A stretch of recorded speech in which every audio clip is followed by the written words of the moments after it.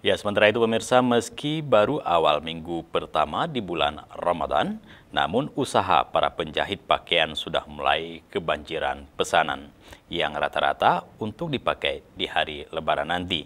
Agar bisa berpacu dengan waktu menyelesaikan pesanan para pelanggan, penjahit pakaian harus bekerja ekstra bahkan lembur hingga sahur.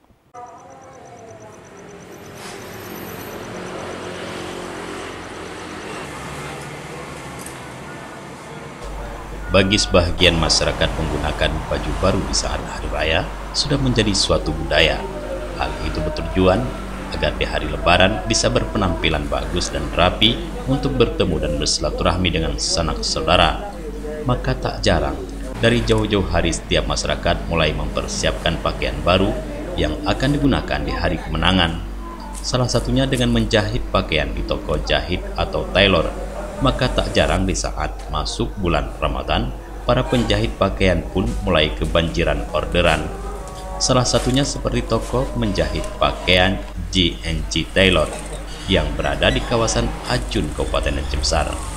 Perjuangan para penjahit demi memenuhi kepuasan pelanggan yang menginginkan pesanan bisa siap sebelum Lebaran membuat para penjahit pakaian diharuskan bekerja ekstra bahkan lembur hingga sahur. Hal itu demi memenuhi target agar bisa berpacu dengan waktu untuk menyelesaikan semua pesanan para pelanggan yang membludak di bulan Ramadan.